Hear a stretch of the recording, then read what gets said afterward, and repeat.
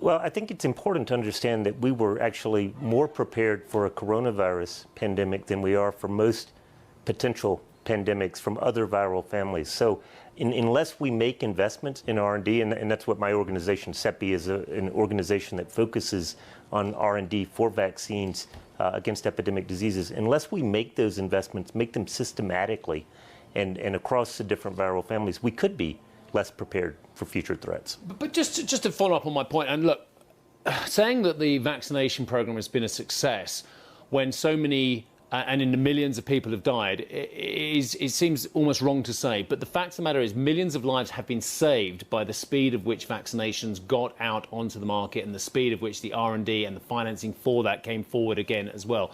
Why are you saying specifically for coronaviruses that we were prepared, but for others we're potentially not? So before the coronavirus, before COVID emerged, we had invested in understanding how to develop vaccines against SARS, which obviously is closely related, sure, and against MERS, the Middle Eastern Respiratory Syndrome virus. And we had basically cracked the code. We knew which part of the virus to target, how to manipulate that target to expose it to the immune system and produce effective vaccines. When COVID emerged, literally within 48 hours of the virus sequences being posted, Moderna and the NIH in the US had designed a new vaccine. And so we were able to move very rapidly to initiate the development of that vaccine. In fact, the last time we met in person at Davos in 2020, my organization, CEPI, provided a contract to Moderna just 11 days after the sequences were released. And what we were providing that contract to support was actually the production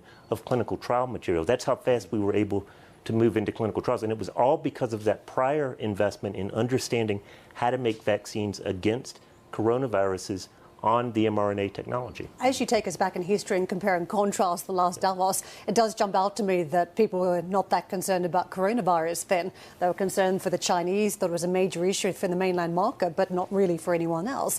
Monkeypox, I think people are split, that they think it could be a major issue. Others think, well, it's not really. How do you view monkeypox? Is it a big risk to, say, Western populations at this point and beyond? Well, the first thing I would say is this is the first time that we have gathered again in Davos since the 2020 meeting, and we find ourselves facing another infectious disease threat. I think that is not, we should understand what that signifies, which is the world is beginning to move around again, and infectious diseases are beginning to move around with us. Monkeypox is this is a concerning epidemic. Monkeypox is a very different disease than COVID. It is not spread through respiratory transmission in the same way. So it does not present the kind of global threat that many of us immediately recognize that COVID presented. But it does exemplify the risks that infectious diseases present in the modern world. I know there is a push to ensure that there are vaccines available within 100 days when it comes to some of the major threats that we face.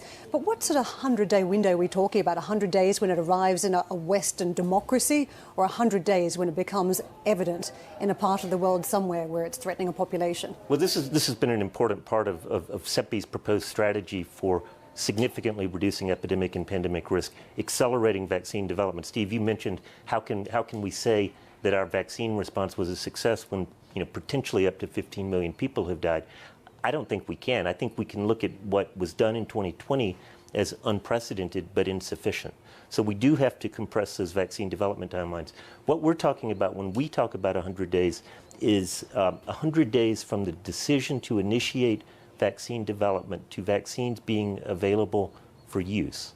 And that means that we have to make significant investments in preparedness before the new disease emerges if we're going to be able to execute that fast. And coming back to monkeypox, my organization has argued that the preparedness investments that we need to make is to understand for other viral families, in the same way that we did for coronavirus, as we were discussing earlier, how to develop vaccines in advance. And I think monkeypox is a perfect illustration of the value of that strategy, because we actually have vaccines against smallpox that were developed against a disease that doesn't even exist, that we know work against monkeypox. And we have antivirals that were developed to protect against smallpox that will work against monkeypox. So we have the tools that we need just as this epidemic, has exploded.